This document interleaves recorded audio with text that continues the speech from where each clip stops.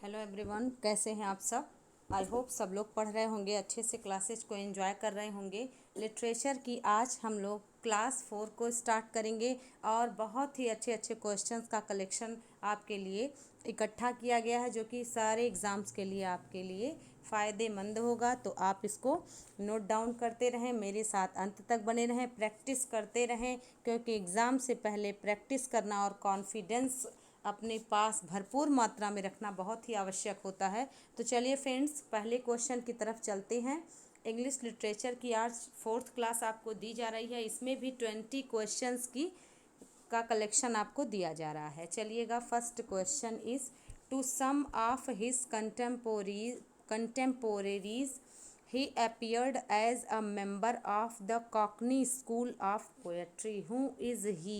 यहाँ पर कहा जा रहा है कि कौन से ऐसे लोग थे जिनके समकालीन इसमें से एक थे। ही का मीन्स यहाँ ही किसके लिए इंडिकेट किया जा रहा है, तो आप यहाँ पर क्वेश्चन को जानने का प्रयास करें। कॉकनी स्कूल ऑफ पोएट्री, तो आप इसको जानें। कॉकनी स्कूल ऑफ पोएट्री का प्रयोग यहाँ पर 3 राइटर्स के लिए किया गया था। आप देख लें, जॉन कीट्स के लिए किया गया था, और दूसरे राइटर की बात करें तो ली हंट के लिए किया गया था, ली हंट।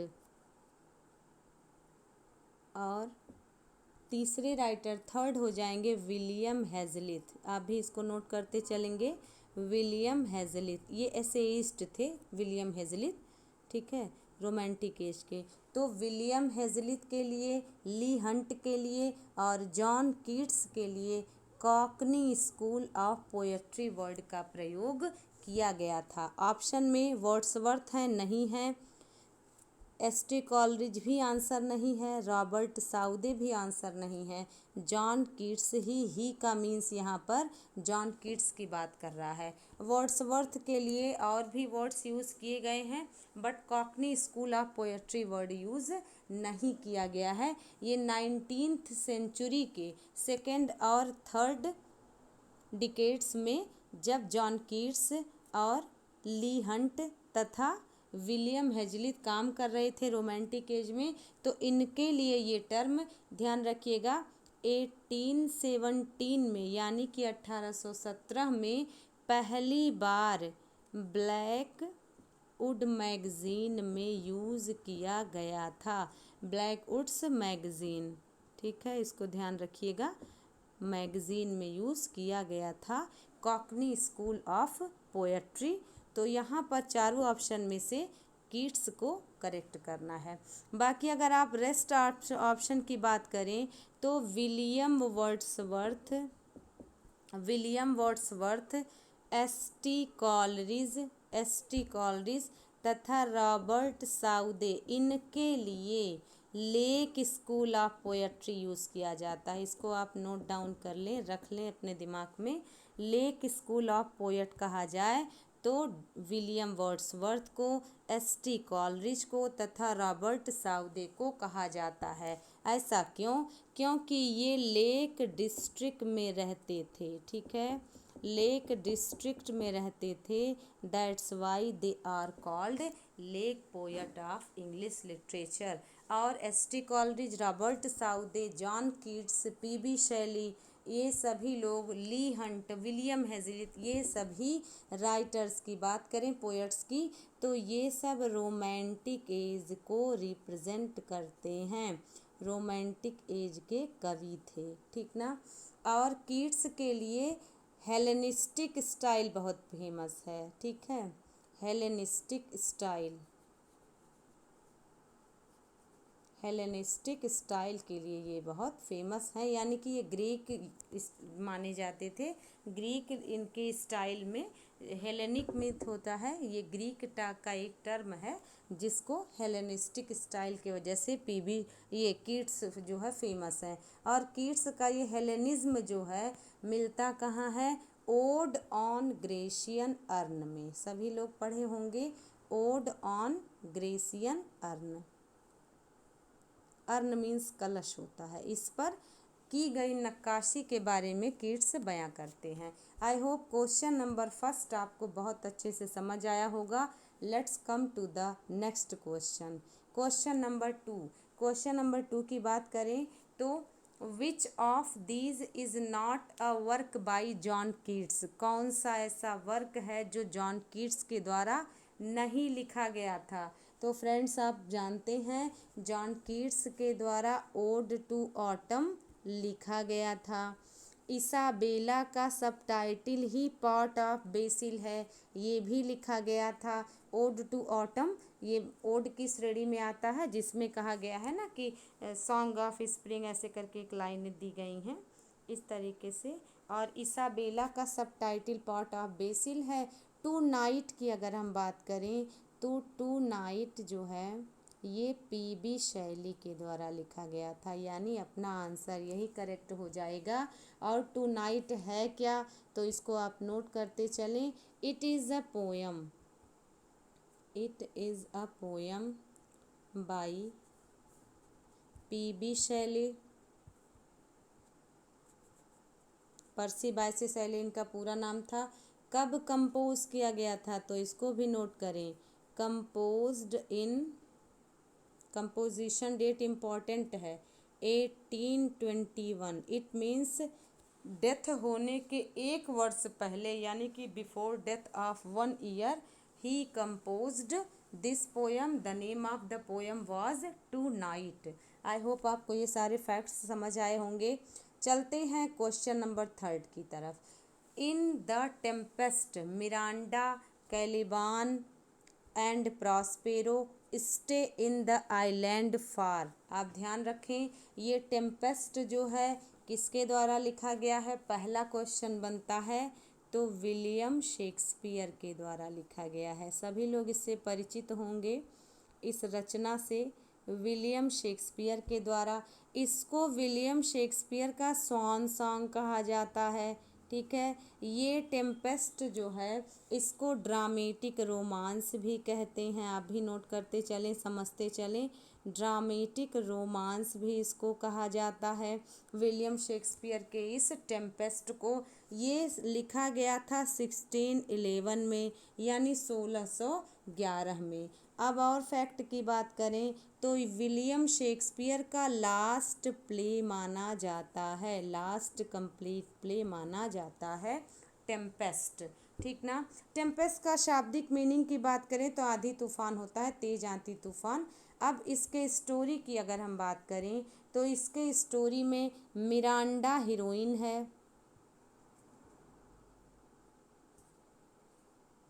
मिरांडा इसकी हीरोइन है। और कैलिबान एक प्रकार का एरियल है जिसको प्रॉस्पेरो काम कराता है, और सारी जादुई चीज़ें प्रॉस्पेरो इसी से कराता है, कैलिबान से। प्रॉस्पेरो मिरांडा का पिता है तथा 12 ईयर्स के लिए यह आइलैंड पर, जब मिरांडा 2-2.5 साल की 3 साल की थी तो उसको ले करके वह एक टापू पर चला आया था, आइलैंड पर, आई मीन टू से द्वीप पर चला आया था। और 12 वर्ष तक वह रहा था अपनी बेटी कैलिबान, अपनी बेटी मिरांडा और कैलिबान जो जादूगर है उसके साथ। और इसको, इसकी माँ साइकोरेक्स है एक, इसको उसने जो है साइकोरेक्स कैलिबान की मदर होती है, जो कि एक विच होती है, यानी कि जादुई स्पिरिट होती है, चुड़ैल होती है। बाद में प्रॉस्पेरो इसको मुक्त कर देता है। और ऐसा माना जाता है कि प्रॉस्पेरो जब इपीलॉग बोलता है, प्रॉस्पेरो जब इपीलॉग बोलता है टेम्पेस्ट में, तो इसमें कहा जाता है इसी के माध्यम से, चूँकि सभी लोग चले जाते हैं, लौट जाते हैं, मिरांडा की शादी हो जाती है फर्डिनेंड से, राजकाज मिल जाता है, बट प्रॉस्पेरो जब इपीलॉग बोलता है तो उसमें प्रॉस्पेरो कहता है कि ऐसा माना जाता है कि विलियम शेक्सपियर जो है, विलियम शेक्सपियर इस प्रॉस्पेरो कैरेक्टर के जो है कह सकते हैं बहाने से ही अपने रिटायरमेंट की घोषणा करते हैं। और आप जानते हैं 1613 में सॉरी 1613 में जब ग्लोब थिएटर में हेनरी एथ परफॉर्म हो रहा था तो आग लग जाती है। उसके पहले ही ये 1611 में टेम्पेस्ट में प्रॉस्पेरो के द्वारा एपिलॉग के माध्यम से अपने रिटायरमेंट की घोषणा करते हैं। तो ये कुछ फैक्ट्स थे जो आपको जानने थे। और आप जानते हैं 20 अप्रैल 1616 में विलियम शेक्सपियर की डेथ हो जाती है। आई होप आपको ये सारे फैक्ट्स समझ आए होंगे। ऐसे क्वेश्चंस भी अंदर से एग्जाम में पूछते हैं। Question number 4, Shakespeare observed the 3 unities. तो सबसे पहले आप 3 यूनिटीज़ की बात करें तो 3 यूनिटीज़ कौन कौन सा है? 3 यूनिटीज़ है, सबसे पहले जाने unity of time, unity of time note करते चलें, unity of place, unity of place, unity of action. इस तरीके से भी क्वेश्चन बना है कि कौन सा है कौन सा नहीं है। Unity of time, unity of place और यूनिटी ऑफ एक्शन। आगे चलते हैं। अब कह रहा है कि टेम्पेस्ट में किन यूनिटी का शेक्सपियर ऑब्जर्व यानी निरीक्षण करते हैं? तो टाइम, प्लेस, एक्टिंग, यहाँ एक्टिंग के वजह से नहीं ऑप्शन होगा। एक्टिंग मीन्स होता है एक्टिंग करना, यहाँ एक्शन की बात हो रही है। सेकेंड ऑप्शन में देखेंगे टाइम पैलेस एक्शन कहा है, इसलिए सेकेंड भी नहीं होगा। फोर्थ में टाइम प्लेस एक्शन कहा है, तो टाइम प्लेस एक्शन ही 3 यूनिटीज़ होती हैं, जो कि ग्रीक राइटर्स ने, रोमन राइटर्स ने डिफाइन कर दिया है कि ये होने ही चाहिए, तभी कोई प्ले माना जाएगा, और डेथ प्लेस एक्शन भी नहीं होगा। टेम्पेस्ट में इन तीनों की बात करते हैं। मिल्टन भी सैमसंग एगोनिस्ट में यूनिटी ऑफ टाइम और प्लेस तथा एक्शन को बहुत अच्छे से बयां करते हैं। ये होता क्या है गाइस, चलिए इसको भी जानते हैं। तो unity of time place action में जब की घटना हो तब का समय दिखाया जाए, तब ही का प्लेस दिखाया जाए, उन्हीं प्लेस और टाइम और प्लेस तथा वही एक्शन दिखाया जाए। तो इन तीनों का मिला जुला रूप क्या कहलाता है? 3 यूनिटीज़ कहलाता है। ठीक है ना, 3 यूनिटीज़ कहलाता है। Unity of time, unity of place and unity of action. अब जैसे आप एक उदाहरण जूलियस सीजर को ही ले लें, जूलियस सीजर को ले सकते हैं, सैमसंग एगोनिस्ट है, टेम्पेस्ट है, या कोई भी हिस्टोरिकल प्ले ले सकते हैं किसी का। वहाँ पर आप देख पाते हैं यदि समय बताया जाता है, कोई भी समय जब कहा जाता है 43 BC में, यानी 43 BC में क्लॉडियस ने आक्रमण किया था मान लीजिए, तो क्लॉडियस के 43 BC की जो भी सिचुएशन होगी वो टाइम, उस टाइम को दिखाया जाए। जिस प्रकार के प्लेस पर क्लॉडियस किंग आक्रमण किया होगा, जीता होगा, शासन किया होगा, वो प्लेस दिखाया जाए, तथा उसी प्रकार का ही एक्शन, यानी कि जो जिस जिस कह सकते हैं व्हीकल से, या फिर मतलब हथियार से, घोड़ों से, हाथी से, शस्त्र से, जिस प्रकार की भी वो उस समय आविष्कार हुआ रहा हो, उस प्रकार की जो है चीज़ों को दिखाना एक्शन कहलाता है। ऐसा नहीं कि वहाँ के जो है राजा लोगों को गाड़ी दे दी जाए, कार दे दिया जाए, धनुष बाण और तलवार न दिया जाए, दिखाया जाए कि वो लोग बंदूक से गोली चला रहे हैं, ऐसा नहीं। इतने पुराने लोग तलवार से, हथियार से और घोड़े और हाथियों से ही यात्रा करते थे।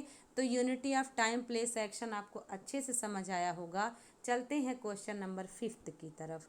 क्वेश्चन नंबर 5 है, the prelude although began as early as 1799 and finished in its first version. इसको ध्यान से देखें दोस्तों, फर्स्ट वर्जन की बात कर रहा है।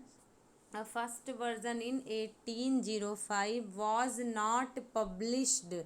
आप जान रहे हैं प्रील्यूड जो है, पहले रिक्लूज और एक्सक्यूजन इससे शब्द जुड़ा था, बाद में जो है प्रील्यूड इसका नाम पड़ा। और प्रील्यूड नाम किसने दिया? तो सबसे पहले आप इसको जान लें, 1850 में जब विलियम वर्ड्सवर्थ की मृत्यु होती है, तो इनकी वाइफ जो थी मैरी हचिंसन, ठीक है, मैरी हचिंसन, ये जो है मैरी हचिंसन जो थी 1802 में इनके साथ शादी किए थे विलियम वर्ड्सवर्थ। और ये पहले इस प्रेल्यूड का जब 1799 में स्टार्ट किया गया और 1805 में इसको कंप्लीट किया गया, फर्स्ट वर्जन इसका फिनिश किया गया, बट इसको पब्लिश नहीं किया गया। तो दोस्तों इसका नाम प्रेल्यूड नहीं था, आप इसको जाने। विलियम वर्ड्सवर्थ ने इसको पोयम टू कॉलरिज कहे थे, पोयम टू कॉलरिज, क्योंकि ये एस.टी. कॉलरिज को ही डेडिकेट था तथा ऑटोबायोग्राफिकल माना जाता है। ठीक है, आप इसको कई सारे फैक्ट को जाने, इसको ऑटोबायोग्राफिकल और भी सेमी ऑटोबायोग्राफिकल माना जाता है। ठीक है, सेमी ऑटोबायोग्राफिकल माना जाता है इसको। तथा वर्ड्सवर्थ ने इसका नाम पोयम टू कॉलरिज और the growth of poet's mind दिया था। ये भी क्वेश्चन इम्पॉर्टेंट है। और इसमें 14 बुक्स है, ये भी ध्यान रखें, ये भी क्वेश्चन एग्जाम में आया हुआ है। How many books contains prelude contains, तो क्या हो जाएगा 14 बुक्स इसमें है प्रील्यूड में। ये तथ्य हो गए। आपने अभी देख लिया कि मैरी हचिंसन ने 1850 में इसको नाम दिया था प्रील्यूड का तथा उन्होंने ही पब्लिश करवाया था। तो यहाँ पर आप first option, second option, third option in सभी को इनकरेक्ट करेंगे, फोर्थ ऑप्शन करेक्ट आंसर है। आई होप मित्रों ये आपको समझ में आया होगा। नेक्स्ट क्वेश्चन है क्वेश्चन नंबर 6। क्वेश्चन नंबर 6 है विच pseudonym was adopted by Charles Lamb for his essays। It's very common question, but सभी एग्जाम में पूछता है, चाहे वो इंग्लिश लिटरेचर का मेंशन करके चार्ल्स लैम्ब आए हों या बिना मेंशन के सिर्फ रोमांटिक एज दे दे या कह दे इंग्लिश लिटरेचर का हिस्ट्री ऑफ इंग्लिश लिटरेचर, तो उसमें बिना मेंशन किए हुए में भी पूछता है और मेंशन कर दे तब तो पूछना ही पूछना है। क्वेश्चन नंबर 6 में देखेंगे सूडोनिम मीन्स अज्ञात नाम होता है या ऐसा नाम जिसको कोई भी राइटर, कोई भी पोएट अपना करके अपने ओरिजिनल नाम को छिपा करके काम करे। तो फर्स्ट ऑप्शन देखिए बॉज, बताएं बॉज किसका है, फटाफट आंसर दें। बॉज है चार्ल्स डिकेंस का, चार्ल्स डिकेंस विक्टोरियन एज के representative novelist, you have known very well. Okay, Charles Dickens, boughs इन्हीं का है। आपने ध्यान रखा है स्केचेस बाय बॉज एक है, स्केचेस बाय बॉज जो चार्ल्स डिकेंस की ही रचना है। ठीक है, इसको ध्यान रखिएगा। और बॉज चार्ल्स डिकेंस का सूडोनिम है। सेकंड ऑप्शन पर इलिया ही इसका करेक्ट आंसर होगा, चार्ल्स लैम्ब का इलिया। देखिएगा 1823 में एसेज ऑफ इलिया पहली बार आया और 1833 में एसेज ऑफ इलिया में द लास्ट वर्ड बन गया, यानी कि the last essays of Elia 1833 में सेकेंड टाइम आया। ठीक है, और एसेज ऑफ इलिया में ये जो इलिया है वो इलिया वर्ड क्या है, तो ये एक इटालियन क्लर्क था जो कि चार्ल्स लैम्ब जिससे परिचित थे और उन्हीं से इन्होंने इस नाम को लिया है। तो आई होप आपको फर्स्ट सेकेंड ऑप्शन कंफर्म हुआ। अल्फ़ा ऑफ द गार्डनर, ये किस, अल्फ़ा ऑफ द प्लो किसका है, तो ये A.G. गार्डिनर का है। ठीक है, A.G. गार्डिनर। ठीक है, गार्डिनर। यहाँ पर देखिए अल्फ़ा तो अल्फ्रेड, इसके बाद है जी सो आपका जॉर्ज, अल्फ्रेड जॉर्ज गार्डिनर, ये इनका पूरा नाम है। और अल्फ़ा ऑफ द प्लो इन्हीं की जो है सूडोनिम है। तथा इन्होंने इन डिफेंस ऑफ इग्नोरेंस एक रचना लिखी थी जो कि एक एस्से थी, बहुत फेमस है। टेल्स फ्रॉम शेक्सपियर की बात करें तो टेल्स फ्रॉम शेक्सपियर जो है किसका है, ये चार्ल्स लैम्ब का है, चार्ल्स लैम्ब। तथा उनकी सिस्टर, हिज सिस्टर कौन थी बताएं, हिज सिस्टर मैरी लैम्ब, जिन्होंने बाद में पागलपन में आ करके अपने माता की हत्या कर दी थी, मदर की। तो मैरी लैम्ब जिनका कजिन ब्रिगेड के नाम से चर्चा करते हैं ड्रीम चिल्ड्रन में। तो ये चार्ल्स लैम्ब और उनकी सिस्टर मैरी लैम्ब ने टेल्स फ्रॉम शेक्सपियर कहा कि जो है लिखा है। तो इसमें 14 स्टोरीज़ है, जिसमें 6 ट्रेजेडी की बात हुई है और बाकी कॉमेडी की बात हुई है। यहाँ पर ट्रेजेडी को चार्ल्स लैम्ब डील करते हैं और कॉमेडी को मैरी लैम्ब डील करती हैं। ये तमाम फैक्ट्स हैं, ये आप इसको याद कर सकते हैं। तो टेल्स फ्रॉम शेक्सपियर, अब पब्लिकेशन की बात करें तो टेल्स फ्रॉम शेक्सपियर ये चिल्ड्रन बुक है, ये भी आप ध्यान रखें, चिल्ड्रन बुक है, चिल्ड्रंस बुक है, यानी छोटे छोटे बच्चों की कहानियाँ यहाँ पर, मतलब इतने अच्छे से इन्होंने इसको लिखा है कि ये एक स्टोरी बच्चों के लायक बना करके रख दिए हैं। ये ट्रेजेडी और कॉमेडी को मिला करके 1807 में ये पब्लिश हुआ था। ठीक है, तो ये तमाम फैक्ट आपके लिए इम्पोर्टेंट थे। क्वेश्चन नंबर 6 के कंप्लीशन के बाद 7 की तरफ चलते हैं। Which novel did Anand write under the influence of James Joyce and Mahatma Gandhi? बहुत ही कॉमन क्वेश्चन है, बहुत ही इम्पॉर्टेंट क्वेश्चन है। मुल्क राज आनंद को कोई जाने और अनटचेबल को न जाने, how can it become possible? I think संभव ही नहीं है। मुल्क राज आनंद, ठीक है, जिनकी रचना कुली भी है, लीव्स ऑफ अ बड भी है, अनटचेबल भी है और private life of Indian Prince भी है, ये हम सभी लोग जानते हैं। अनटचेबल की बात करें तो ये जो जेम्स जॉयसी थे, जेम्स जॉयसी जो कि स्ट्रीम ऑफ कॉन्शसनेस के यूज़ के लिए जाने जाते हैं, जेम्स जॉयसी, वर्जीनिया वुल्फ, ये लोग, इनकी रचना यूलिसीज आप सभी ने पढ़ी होगी। 1922 में यूलिसीज इनका एक नावल है, और एक यूलिसीज अल्फ्रेड लॉर्ड टेनिसन का भी एक यूलिसीज है जो ड्रामेटिक मोनोलॉग है। दोस्तों आप ये सब फैक्ट जानते हैं। अनटचेबल की हम बात करें तो यही अनटचेबल ही इस क्वेश्चन का करेक्ट आंसर है। अनटचेबल 1935 में आया था, और इसमें जो है बाखा और लाखा, ठीक है, बाखा जो कि बेटा रहता है और लाखा उसके पिता रहते हैं, जो कि लेबर का वर्ग को दिखाया गया है, जमादार वर्ग को यहाँ दिखाया गया है कि किस प्रकार से उनके साथ भेदभाव, अन्याय, इन सभी बातों को उन्होंने उठाया है। एक पंडित कालीनाथ भी हैं, ठीक है ना, पंडित कालीनाथ एक कैरेक्टर हैं, इनको भी ऐसे क्वेश्चन बना हुआ है टीजीटी पीजीटी में। पंडित कालीनाथ मतलब पंडित का क्या नाम है, तो कालीनाथ नाम है, और गुलाबो एक कैरेक्टर होती हैं, तथा सोहनी जो है बाखा की बहन होती है, जिसको कालीनाथ पंडित जिसके ऊपर गलत नज़र डाल देते हैं। ये सब कहानियाँ हैं, और इसमें दिखाया गया है कि किस प्रकार से उनके ऊपर अन्याय होता था, उनसे भेदभाव किया जाता था, उनको अपने कुएं का पानी पीने नहीं दिया जाता है।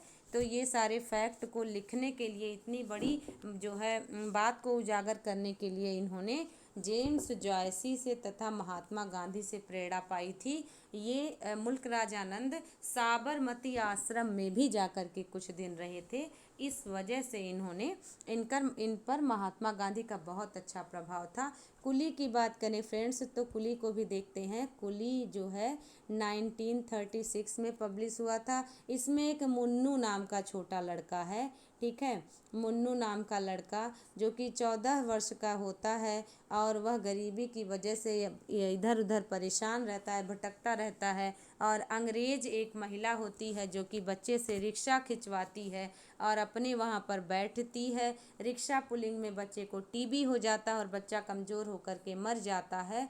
तो इस घटना को इन्होंने 1936 में कुली में उजागर किया है। टू लीव्स एंड अ बड में इन्होंने अंग्रेज़ों द्वारा किए जा रहे भारतीयों पर अत्याचार को दिखाया है कि किस प्रकार से अंग्रेज जब असम में चाय के बागान वगैरह में मज़दूरों को की जो है मजबूरी का फ़ायदा उठाया जाता था और उनसे बंधुआ मज़दूर की तरह काम करवाया जाता था, तथा उनके साथ भेदभाव भी किया जाता था। उन्हें उनके साथ, उनके घर वालों के साथ, उनकी बच्चियों के साथ कैसे अन्याय करते थे। तो इसमें एक जो है गंगू नाम का कैरेक्टर है, उसकी पत्नी सजनी है, वो भी बेचारी मर जाती है, और फिर जो उसकी लड़की है उसको उसको ललिया या लेलिया ऐसे करके नाम है, तो उसके साथ एक मतलब अंग्रेज गलत नज़र से उसको दौड़ाता है, वो अपने घर में चली जाती है। और फिर बाद में जब उसका पिता गंगू आता है तो ये सारे बातों को उन्होंने इसमें दर्शाया है। बाद में फिर गंगू को वो गोली मार देता है। आप सोच सकते हैं कितना अन्याय होता था, इन्होंने मुल्क राजानंद ने जो दिखाया है।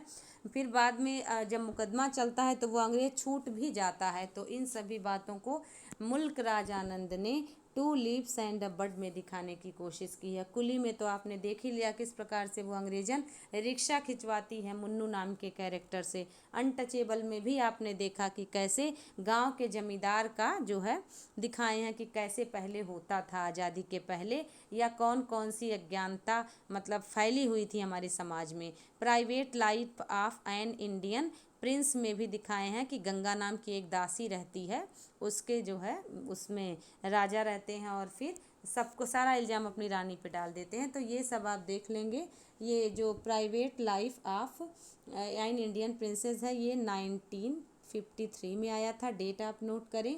और लीव्स ऑफ द बड जो है ये 1937 में आया था, ये भी नोट कर लें। और 1936 में कुली आया था, और अनटचेबल आया था 1935 में। तो आप इसको सीक्वेंस वाइज भी नोट कर सकते हैं। Untouchable 1935, coolie 1936 and two lips and a bird 1937 and private life of an Indian prince 1953। I hope विद्यार्थियों आपको समझ में आ रहा होगा।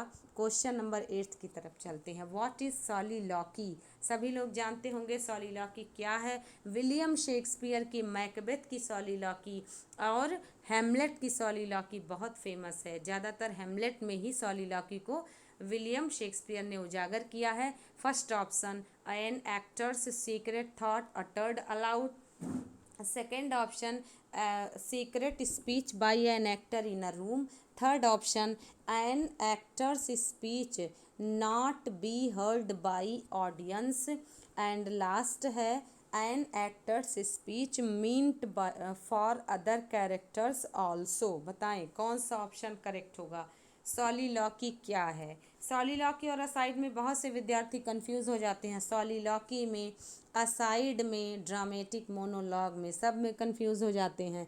तो चलिए हम आपके कंफ्यूजन को दूर करने का प्रयास करते हैं। सॉलिलॉकी जो होता है वो कोई कैरेक्टर अपने मन की बात को जोर जोर से कहता है। ठीक है, यहाँ पर देखिए हेमलेट की ये सॉलिलॉकी बहुत इंपॉर्टेंट है। टू बी और not to be, that is a question, यानी है या नहीं है, जिंदा, टू लिव और डाई करके ऐसे क्वेश्चन है ना, यही प्रश्न है। ये इसी उलझन में हम आर्शिया का शिकार हो जाता है, और आप देखते हैं कि कैसे वो उसका ट्रेजिक फ्ला होता है। ठीक है, तो ये सॉलिलॉकी जो है किसी एक्टर के सीक्रेट थॉट को ज़ोर ज़ोर से दिखाया जाता है, और उस एक्टर को लगेगा कि nobody is listening to me, कोई मुझे नहीं सुन रहा है, बट एक्चुअली आप जो है वो इस बात को दिखाने की कोशिश करेगा, लेकिन सत्य घटना ये होती है कि ऑडियंस उसको सुन रही होती है। अब देखेंगे दूसरा ऑप्शन हम सभी, कि एक कमरे में अपने सीक्रेट जो है एक्टर अपने रहस्य को दिखाता है, गलत। तीसरा ऑप्शन देखेंगे, ऑडियंस सुनती ही नहीं है, ऐसा भी नहीं, ऑडियंस को तो सुनना ही है। An actor's speech meant for other character, ये भी आपका गलत हो जाएगा। ठीक है, यहाँ पर आप देखें सॉलिलॉकी तो आपने समझ लिया कि an actor's secret thought uttered aloud, लेकिन जो असाइड होता है उसको ध्यान दें। असाइड मीन्स क्या होता है, दो एक्टर, तीन एक्टर या मोर देन टू एक्टर्स खड़े रहेंगे, जो मन की बात होगी वो जोर से तो बोलेगा, लेकिन अदर एक्टर्स ना सुनने का नाटक करेंगे। नो बडी विल लिसन, कोई नहीं सुनेगा, सभी लोग रहेंगे तो, लेकिन कोई ना सुनने का, हर कोई नाटक करेगा, बस सुनेगी कौन, ऑडियंस सुनेगी। लेकिन सॉलिलॉकी में स्टेज पे कोई रहता ही नहीं है, ये थोड़े से माइनर से अंतर हैं। सॉलिलॉकी में स्टेज पे कोई नहीं रहेगा, लेकिन असाइड की अगर बात करें तो स्टेज पे लोग रहेंगे, बट कोई सुनेगा नहीं, ना सुनने का नाटक हर लोग करेंगे, सिर्फ ऑडियंस सुनेगा। अब ड्रामेटिक मोनोलॉग की अगर हम बात करें तो ड्रामेटिक मोनोलॉग में ये पोयम की घटना होती है, पोयम में ऐसा होता है ड्रामेटिक मोनोलॉग, और सॉलिलॉकी तथा असाइड ये ड्रामा का पार्ट है, ये अंतर थोड़ा सा है। और ड्रामेटिक मोनोलॉग होता क्या है, तो ड्रामेटिक मोनोलॉग में जो पोएट होता है वो खुद बोलता है, लेकिन कैसे, अनदर कैरेक्टर में बन करके, यानी कि पोएट अपना रूप बदल करके दूसरे कैरेक्टर में आ जाता है। जैसे अगर आप ध्यान करें तो रॉबर्ट ब्राउनिंग जो है इस ड्रामेटिक मोनोलॉग की वजह से फेमस हैं। अब रॉबर्ट ब्राउनिंग का माई लास्ट डचेस एल्टी ग्रेट के सिलेबस में सभी लोग पढ़े होंगे।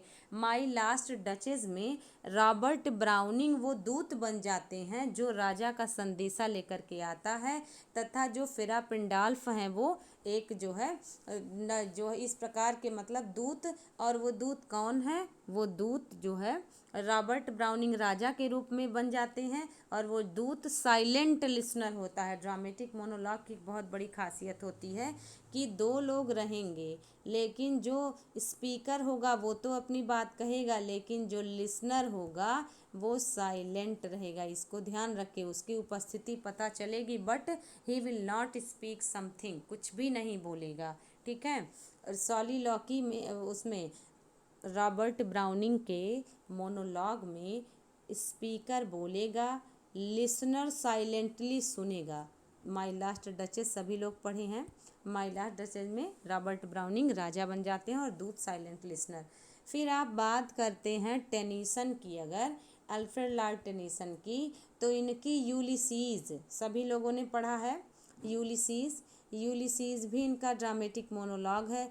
तो देखिए टेनीसन इसमें कौन बन जाते हैं, यूलिसीज बन जाते हैं जो कि एक योद्धा है, और वह अपने से सैनिक या मंत्री जो है ब्रिगेडियर से बात कर रहा होता है, और वह बताता है मेरा बेटा टेलेमेकस, ठीक है ना, टेलेमेकस और मेरी पत्नी जो है वो दोनों लोग रहेंगे और वो अपना काम करेंगे, मैं अपना काम करूँगा। और ये दिखाते हैं यूलिसीज ज्ञान के लिए या कुछ अच्छी बातें सीखने के लिए जाने को तत्पर है।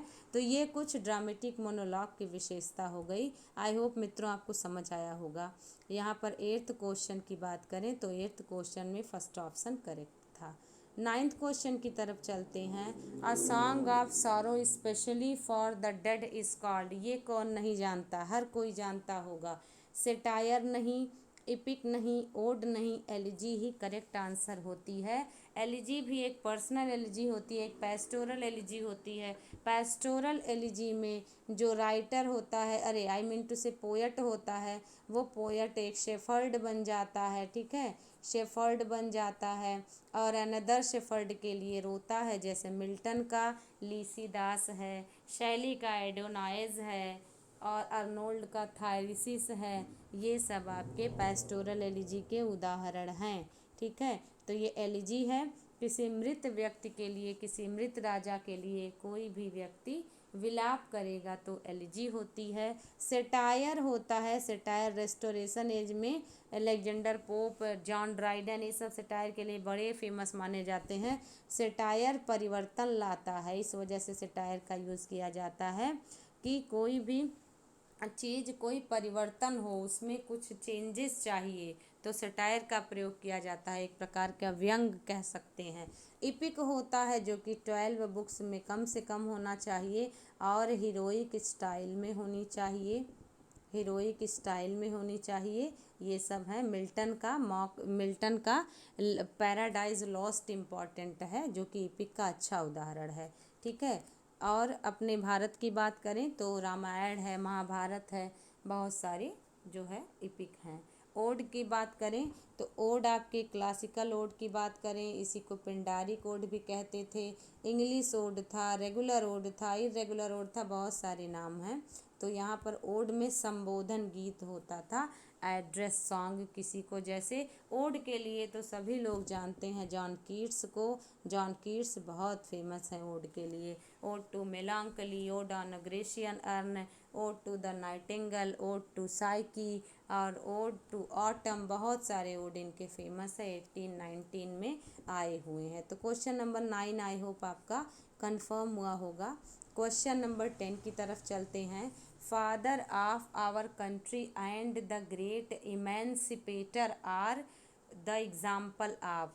फादर ऑफ आवर कंट्री आप किसी को कहेंगे हमारे राष्ट्र के पिता, द ग्रेट इमेंसिपेटर, ये सब किसके एग्जाम्पल हैं? तो यहाँ पर आप देख पा रहे हैं, पहली बात तो आप यहाँ पर समझ पा रहे हैं कि ये एडजेक्टिव की तरह, किसी को एडजेक्टिव की तरह आप मॉडिफाई कर रहे हैं और किसी को एक उपाधि दे रहे हैं कि आप उसको उसकी प्रशंसा में, उसके सम्मान में कुछ कह रहे हैं। तो यहाँ पर एपिथेट करेक्ट आंसर होगा।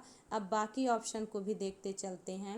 एलिगरी जो होता है, एलिगरी जो है एक मीनिंग लेकर के चलता है, जैसे बहुत सारा फेमस है जिसमें आप देख पाते हैं कि एलिजाबेथ हैं और एक जो है इनका फेरी क्वीन है, स्पेंसर का फेरी क्वीन एक अच्छी एलिगरी मानी जाती है।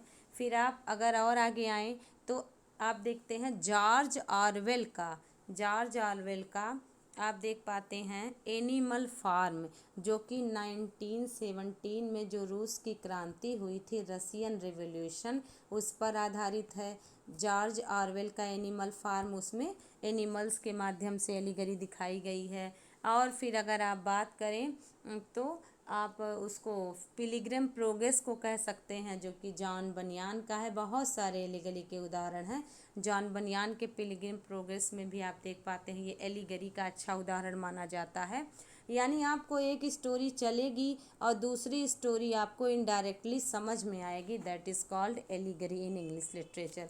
फॉइल की बात करते हैं तो फॉइल क्या होता है? फॉइल एक ऐसा कैरेक्टर होता है जो किसी एक कैरेक्टर के ठीक अपोजिट होता है। मीन्स तू डाल डाल तो मैं पात पात, ऐसे कैरेक्टर को फॉइल कैरेक्टर कहते हैं। मतलब यदि अगर कोई हीरो काम कर रहा है तो हीरो के हर काम को वो डिस्ट्रॉय करेगा, ऐसे कैरेक्टर को फॉइल कैरेक्टर कहते हैं, यानी कि उसी के पीछे पड़ा रहे।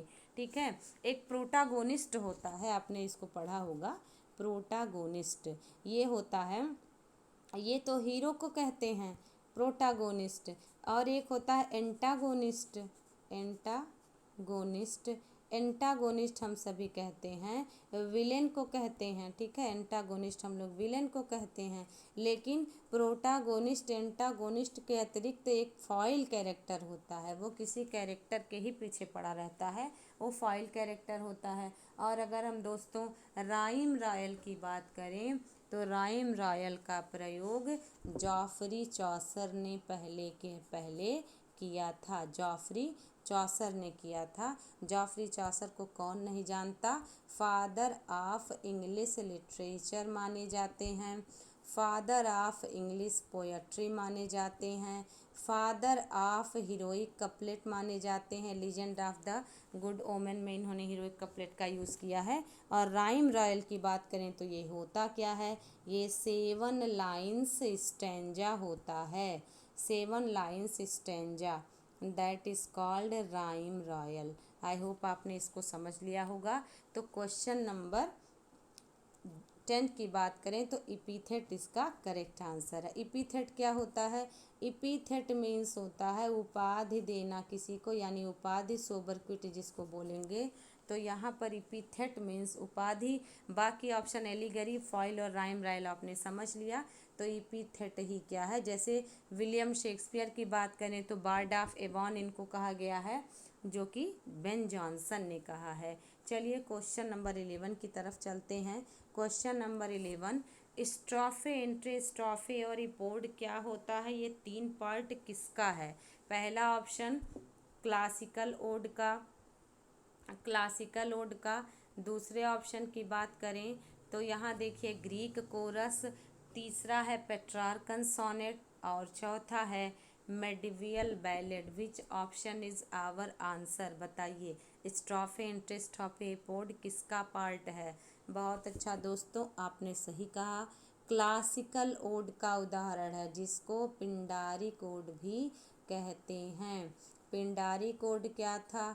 पिंडार ने आविष्कार किया था, पिंडार ने आविष्कार किया था, इसलिए इसको पिंडारी कोड कहते हैं। ठीक है। इसके बाद ग्रीक कोरस की बात करें, इसमें पहले आप इसको ध्यान रखें, स्ट्राफे एंट्रीस्ट्राफे और रिपोर्ट में जो स्टेंजास होते थे वो इन्हीं में ही बट के रह जाते थे। कुछ स्टेंजा स्ट्राफे में पहले आगे चलता था, फिर एंट्री स्ट्राफे चलता था, फिर रिपोर्ट से समाप्त हो जाता था। इसको आप और भी अगर अच्छे से समझना चाहें तो स्ट्राफे में जो ग्रामीण होते थे, जब ओड गाया जाता था तो एक बार दाएं से बाएं, एक बार बाएं से दाएं, इस तरीके से, और फिर बीच में आकर के खड़े हो जाते थे। तो स्ट्राफे में जो है बाएं से दाएं या अंदर से बाहर कह सकते हैं, फिर एंटी स्ट्राफे में बाहर से अंदर, और रिपोर्ट में बीच में एक जगह खड़े होकर के कुछ फिजिकल मूवमेंट करते थे या उसको गान करते थे। उसको क्लासिकल ओड या पिंडारिक ओड को के हिस्से इसको माने जाते हैं। बाद में फिर ओड लिखा गया बट उसमें कुछ चेंज होने लगा, जैसे रेगुलर इर्रेगुलर ओड। इसके बाद आप देखते हैं क्लासिकल ओड को, पिंडारिक ओड को अब्राहम काउले ने काउलियन ओड बना दिया। बहुत सारे होरेश ने, ठीक है, होरेस ने होरेशियन ओड बना दिया। इसी तरीके से बहुत सारे चेंजेस होते गए। तो बाकी आपने समझ लिया। ग्रीक कोरस में क्या होता था, जो ट्रेजेडी होती थी या जो ड्रामा का हिस्सा होता था उसमें कुछ जो है बीच में गाना गाने वाले या नाच गान करने वाले कुछ लोगों की टीम होती थी, तो उसको बोलते थे ग्रीक कोरस, यानी कि band of musician. Petrarchan sonnet की बात करें तो पेट्रार्कन ने इटली में इसका जो है आविष्कार किया था, तो ये पेट्रार्कन सोनेट हो गया। ये 14 लाइन की होती थी और इसमें भी ऑक्टेव और सेस्टेट होते थे। जो बीच में 9वें लाइन का turning point of the line होता था, इसको वोल्टा कहते थे। ये कुछ फैक्ट्स हैं जो एग्जाम में पूछे जाते हैं, ऐसे क्वेश्चन बनता है। अब मेडिवियल बैलेड वो बैलेड था जो कि फोक सॉन्ग पर आधारित हुआ करता था। वो जनरेशन टू जनरेशन गाना गा करके या एक पीढ़ी से दूसरी पीढ़ी जा जा करके लोगों को बताया जाता था अपने लोकेलिटी के बारे में या इतिहास के बारे में कह सकते हैं। क्वेश्चन नंबर 12 की तरफ चलते हैं। क्वेश्चन नंबर 12 है, which of the following poems is written in terza rima. दोस्तों बहुत अच्छा क्वेश्चन है, बार बार एग्जाम में पूछता है।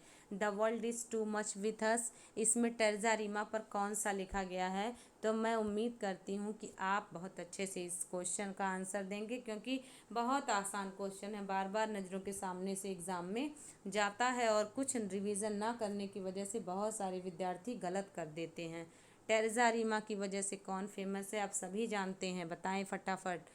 पहला ऑप्शन है the world is too much with us, दूसरा देखिए ऑन हिज ब्लाइंडनेस, तीसरा प्रोमेथियस अनबाउंड, और चौथा ode to the best wind. कौन नहीं जानता, आई होप सभी बच्चे जानते होंगे। Ode to the best wind किसका है?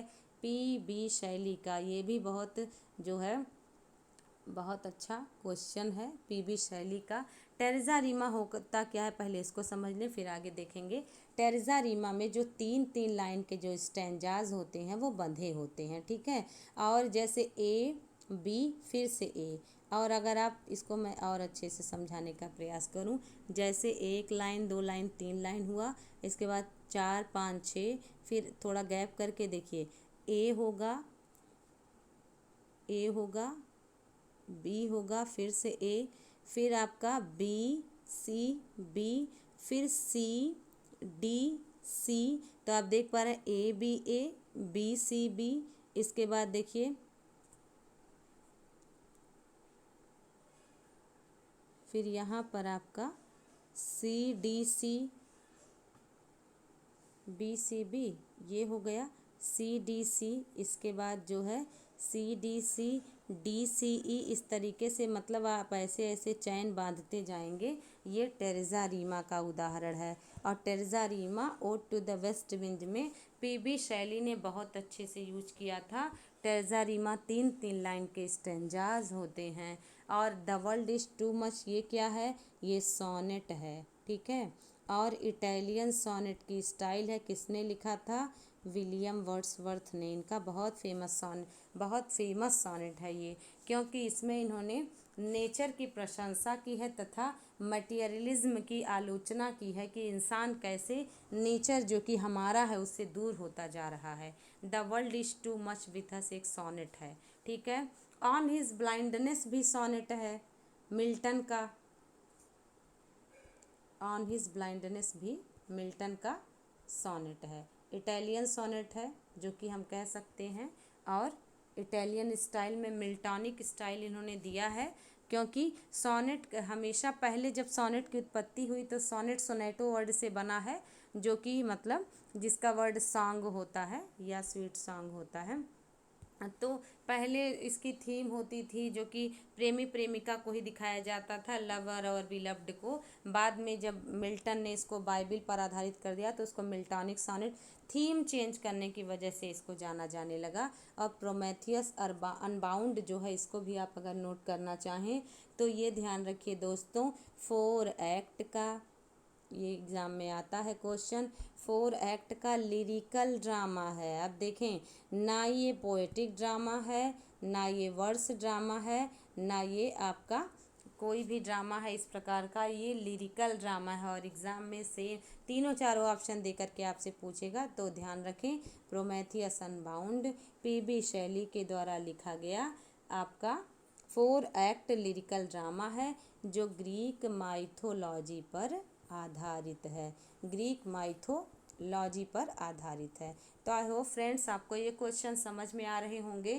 क्वेश्चन नंबर 13 की तरफ चलते हैं। Let's come to question number 13। Shelley's Alastor is also called, option 1 spirit of solitude, second one is Isabella, third one is the growth of poet's mind, and last one is the sensi. Which one is our correct answer? Tell me fast. Shelley's Alastor, nobody. Shelley's Alastor, बताएं कौन सा answer होगा? शैली का एलास्टर, इसका सब title है, तो आप सब टाइटिल की बात करें तो स्पिरिट ऑफ सॉलिट्यूड को ही एलास्टर कहा गया है। ठीक है, इसको नोट करें, एग्जाम ओरिएंटेड क्वेश्चन बन सकते हैं। सॉलिट्यूड, स्पिरिट ऑफ सॉलिट्यूड और एलास्टर को ही कहा गया है। अब कुछ और भी अच्छे फैक्ट्स को जानते हैं।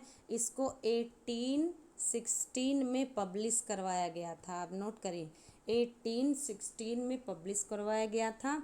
और फिर से आगे के फैक्ट की बात करें तो the poem was without a title, यानी कि जब इसको लिखा गया था तो नो टाइटिल, इसको भी आप जाने, नो टाइटिल था। ठीक है, the poem was without title.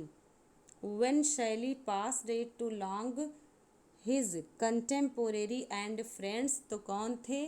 Thomas love peacock. 4 edges of poetry सभी ने इनकी पढ़ी होगी, थॉमस लव पिकॉक थे।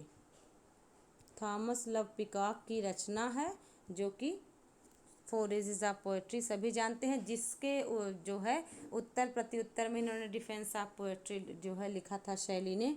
और ये लगभग 70 है ना, 740 लाइन्स है, 740 लाइन इस पोयम में है, स्पिरिट ऑफ सॉलिट्यूड और एलास्टर में। सोच लीजिए कितना मेहनत का काम किया करते थे शैली वगैरह, रिवोल्यूशनरी पोएट थे, क्रांतिकारी कवि इनको माना जाता है। इसाबेला कीट्स का है, जिसका सब टाइटिल है पॉट ऑफ बेसिल। ठीक है, इसके बाद ग्रोथ ऑफ पोएट्स की माइंड की बात करें तो प्रिल्यूड को कहा गया है, प्रिल्यूड। देखेंगे, ध्यान रखें, अगर द प्रिल्यूड की बात करें तो द प्रिल्यूड विलियम वर्ड्सवर्थ का है, और प्रिल्यूड्स की बात करें तो टी.एस. इलियट का है, ध्यान रखें। सेंसी की बात करें तो सेंसी भी पी.बी. शैली का है, सेंसी भी पी.बी. शैली का है, जिनका पूरा नाम था पर्सी बायसी शैली। फुल नेम भी क्वेश्चन में आ सकता है।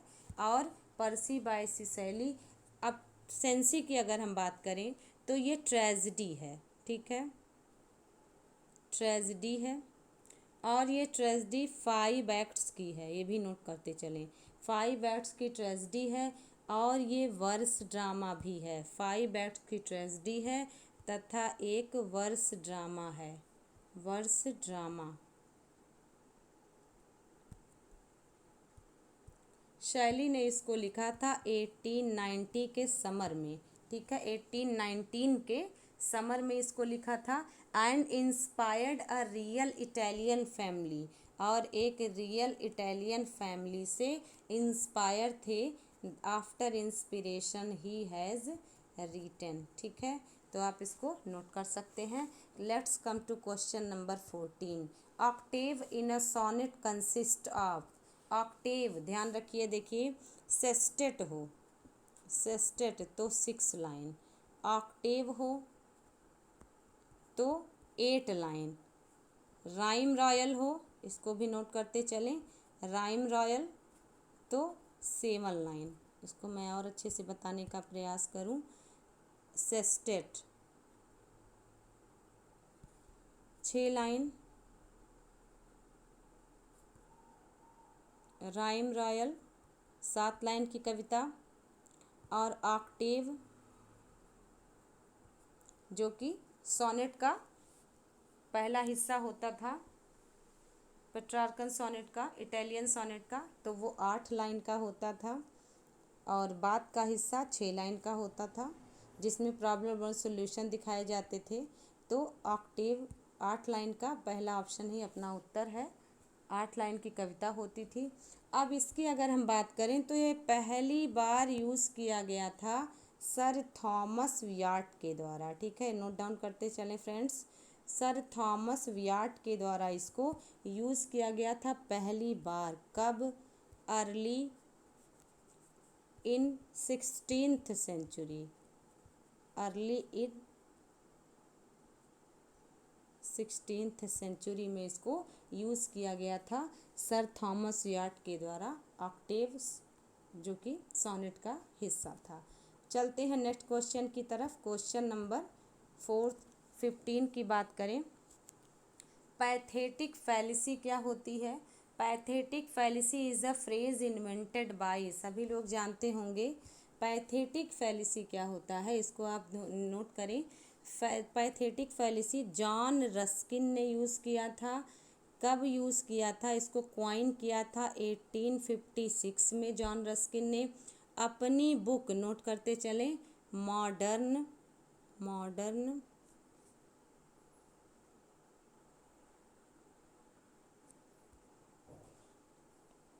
मॉडर्न और पेंटर्स में, मॉडर्न पेंटर्स में 1856 में इसको इन्होंने यूज़ किया था। किसने? जॉन रस्किन ने। ये फैक्ट बहुत इम्पॉर्टेंट है। अब जानते हैं पैथेटिक फैलिसी होता क्या है। तो पैथेटिक फैलिसी नेचुरल ऑब्जेक्ट को लिविंग की तरह बना के काम करता है। जैसे कह दें डांसिंग लीव्स, डांसिंग लीव्स नाचती हुई पत्तियाँ। ठीक है, अब डांसिंग लीव्स अगर आप देखें, डांसिंग लीव्स नाचती हुई पत्तियाँ, तो पत्तियाँ तो नेचुरल ऑब्जेक्ट है, ये आपका पैथेटिक फैलिसी का उदाहरण है। और भी एग्जाम्पल अगर आप देखना चाहें, the flowers danced in the breeze, the flowers danced in the breeze, यानी मनमोहक हवाओं में फ्लावर ने डांस किया। डांसिंग लीव्स आपने देख ही लिया।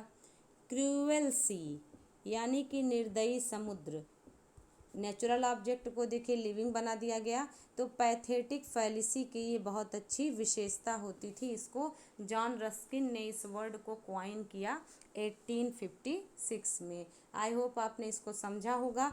पोयम की बात करते हैं तो इसी का मिलता जुलता उदाहरण पर्सनिफिकेशन हो जाता है, जिसमें आइडियाज़ को भी पर्सनिफाई कर दिया जाता है। लिरिकल बैलेट की बात करें तो आप जानते हैं लिरिकल बैलेट में 19 पोयम वर्ड्सवर्थ के हैं, 4th poem S T Coleridge के हैं। शेक्सपियर की बात करें तो सॉलिलॉकी की वजह से ज़्यादा है ना फेमस है, सॉलिलॉकी हेमलेट की ज़्यादा इम्पोर्टेंट है।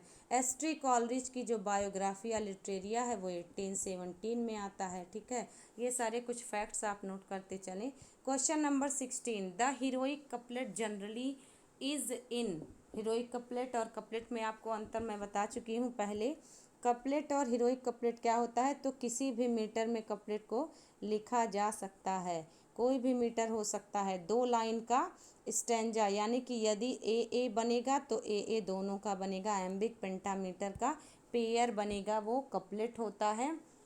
और किसी भी मीटर का पेयर बने वो कपलेट होता है। लेकिन यदि फिक्स हो जाए कि आयम्बिक पेंटामीटर का ही पेयर बनेगा तो वो हीरोइक कपलेट होता है और हीरोइक थीम उसकी होती है। ये आपका हो जाएगा। इसका पहली बार आविष्कार की बात करें तो इसका पहली बार आविष्कार किया था जॉफरी चौसर ने। ठीक है, जॉफरी चौसर ने कब किया था? अपनी रचना लीजेंड ऑफ गुड ओमेन में किया था। The legend of good omen, good omen में किया था जॉफरी चौसर ने। फिर बाद में इसको कंटरबेरी टेल्स में भी किया था। कैंटरबरी टेल्स में भी किया था, जिसमें पिलग्रिम्स जाते हैं यात्रा पर। 29 पिलग्रिम्स होते हैं, जाते आते कहानियाँ सुनानी रहती है। इनाम के रूप में बढ़िया सा सफ़र कराया जाएगा, यानी रात को बढ़िया डिनर मिलेगा। जिसकी कहानी सबसे अच्छी होगी। एलीगरी का सबसे बढ़िया एग्जाम्पल यह भी माना जाता है। और आप जानते हैं इसमें हेरी बली ओ होस्ट रहते हैं और थॉमस बेकेट के सब लोग कब्र पर जाते हैं। ठीक है, थॉमस बेकेट।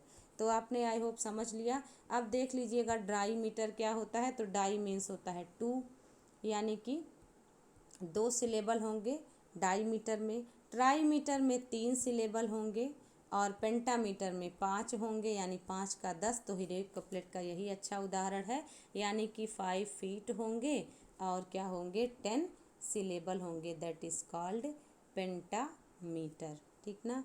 आयम्बिक टेट्रामीटर, तो टेट्रा में 4 का 8 होगा, यानी कि 4 फीट होगा और 8 सिलेबल्स होंगे। ठीक है, सिलेबल्स वगैरह के बारे में जो विद्यार्थी तनिक भी कंफ्यूज हो रहे हों तो लास्ट क्लास देख सकते हैं, उसमें अब मैंने और अच्छे से डिफाइन करने का प्रयास किया है। क्वेश्चन नंबर 17 की बात करें, ऑटोबायोग्राफी मीन्स। तो पहला कह रहा है life history of a person written by someone else. दूसरा कह रहा है life history of a person written by himself. तो समवन एल्स की बात करें तो ऑटोबायोग्राफी होगा। हिमसेल्फ हो ऑटोबायोग्राफी नहीं, बायोग्राफी होगा। ठीक है, बायोग्राफी। कोई और लिखे तो बायोग्राफी, इट्स वेरी इजी। और अगर कोई समवन एल्स लिखे तो बायोग्राफी, खुद लिखे तो ऑटोबायोग्राफी। रिफ्लेक्टेड हिज राइटिंग होता नहीं है। और क्रिएटेड पेंटिंग बाय हिमसेल्फ, ये सब कुछ नहीं है। पेंटिंग वगैरह का संबंध रेफलाइट पोएट्स से होता था। क्वेश्चन नंबर आई होप 17 आपको समझ आएगा। ये तो बहुत आसान था। क्वेश्चन नंबर 18 की बात करें, व्हाट इज सिजोरा। सिजोरा क्या होता है बच्चों बताएं। अ लाइन कंटेनिंग कंसोनेंट्स, यानी कि कॉन्सोनेंट साउंड के जो है से भरे हुए लाइन को कहते हैं। नहीं, स्पेनिश स्टाइल भी नहीं है। पॉज है ये, इंडिकेटेड बाय कॉमा, इसको सिजोरा कहते हैं। नन ऑफ दीज भी नहीं होगा। ये क्वेश्चन बार बार एग्जाम में आया हुआ है, जो मैं कह रही हूँ बहुत आसान है। इसका मीन्स आप अगर ऐसे क्वेश्चन को गलत कर दिए तनिक भी कन्फ्यूज़न में, तो फिर यही होता है कि मेरा एक क्वेश्चन से रुक गया, 2 क्वेश्चन से रुक गया, आते हुए क्वेश्चन गलत हो गए। ऐसा एग्ज़ाम प्रेशर में होता है, इसलिए प्रैक्टिस ज़रूर करके जाना चाहिए। क्वेश्चन नंबर 19 की तरफ चलते हैं। What does the term curtain raiser, ये क्या होता है? बहुत सारे बच्चे फर्स्ट ऑप्शन को ही करेक्ट कर देंगे। वन हु रेजेस कर्टेन्स, जो भी इंसान पर्दे उठाए उसको कर्टेन रेजर कहते हैं। लिटरेचर की दुनिया है भाइयों, यहाँ पर पर्दा उठाया जाता है तो कर्टेन रेजर, ऐसे इंसान को नहीं कहते हैं। ये एक टर्म है, इसलिए यहाँ शाब्दिक मीनिंग पर मत जाएं। पहला कह रहा है a modern drama of serious nature, यह भी नहीं है। सीरियस नेचर का होगा तब तो ट्रेजेडी वगैरह हो जाएगी। चिल्ड्रन स्टोरीज इन ड्रामा, यह भी नहीं है। आप चौथे ऑप्शन की बात करें तो चौथे ऑप्शन में कह रहा है अ play, a short play before the main play, बिल्कुल यही सही है। ये होता क्या है आप समझने का प्रयास करें। इसमें जब भी मतलब क्वीन एलिजाबेथ के समय में जब ड्रामा थिएटर में किया जाता था परफॉर्म, तो वहाँ पर एक्चुअली जब मेन अतिथि के आने से पहले जनता बंधी रहे, बैठी रहे, तो छोटे मोटे कुछ मजाकिया सेंस में कुछ मोरालिटी दिखाने के लिए कुछ ऐसे किरदार कुछ परफॉर्मेंस करते थे, जैसे आजकल कार्टून होस्ट ये सब बजाए रहते हैं, उसी प्रकार से मुख्य अतिथि के आने से पहले छोटे मोटे प्लेस करके कर्टेन रेजर शब्द उसको नाम दे दिया गया। बाद में मेन प्ले परफॉर्म होता था। तो 19 का डी, इसको नोट डाउन करें, लर्न भी करें, वेरी वेरी इंपॉर्टेंट क्वेश्चन था। Who is known as the master of dramatic monologue, कौन नहीं जानता, आई होप सभी लोग जानते होंगे।